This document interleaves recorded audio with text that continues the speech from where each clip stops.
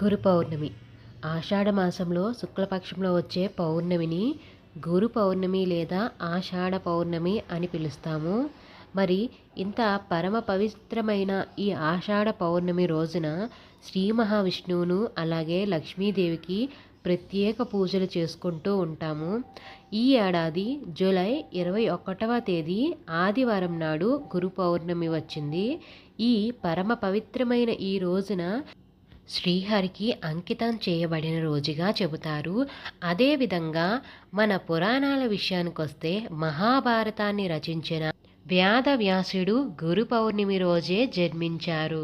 అలాగే వ్యాస మహర్షి 4 వేదాలను రచించి భూమిపై ఉన్న మనుషులందరికీ జ్ఞానం అందించటం వలన తనను మనం గురువుగా భావిస్తున్నాం.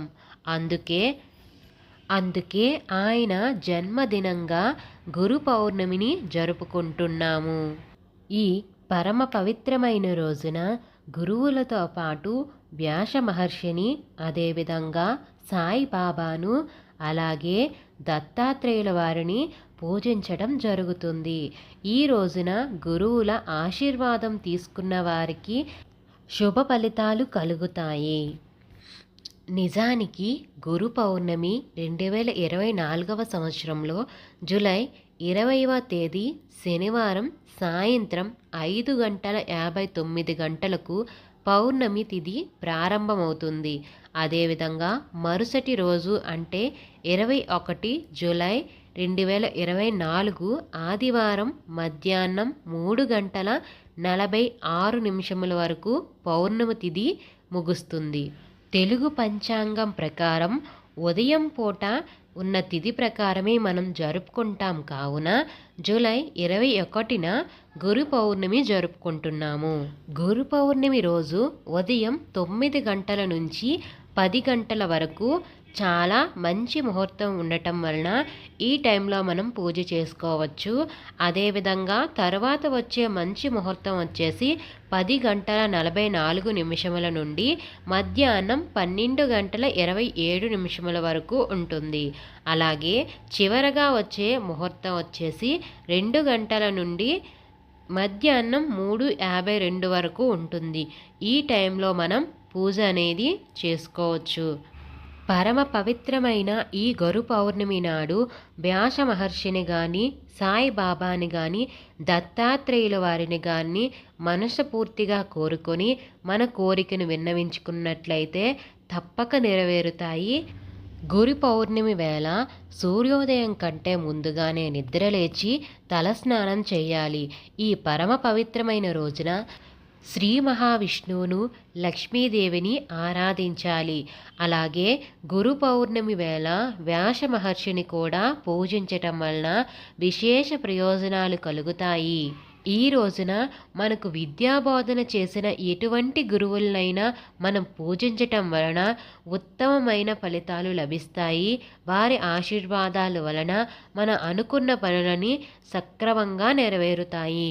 గురు పౌర్ణమి వేళ చంద్రుడి ఆరాధనకు ప్రత్యేక ప్రాముఖ్యతలు ఉన్నాయి.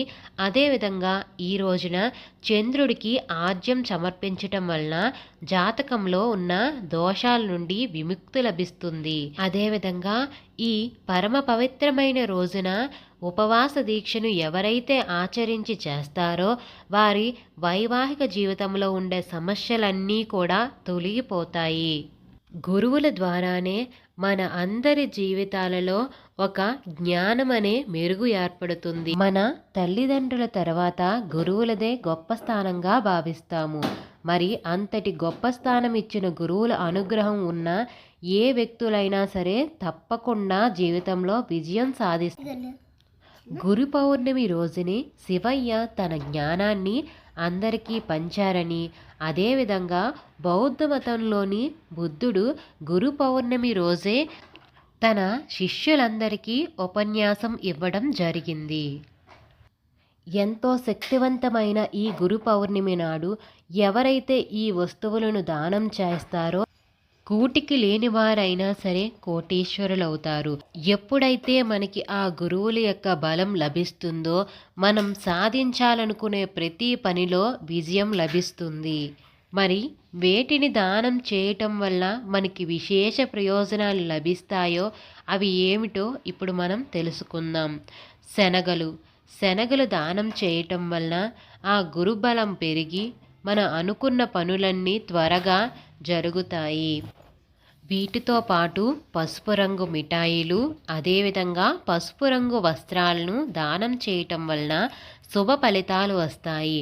అదేవిధంగా లక్ష్మీనారాయణల ఆలయంలో కొబ్బరికాయ సమర్పించటం వలన కూడా మంచి ఉత్తమ ఫలితాలు వస్తాయి.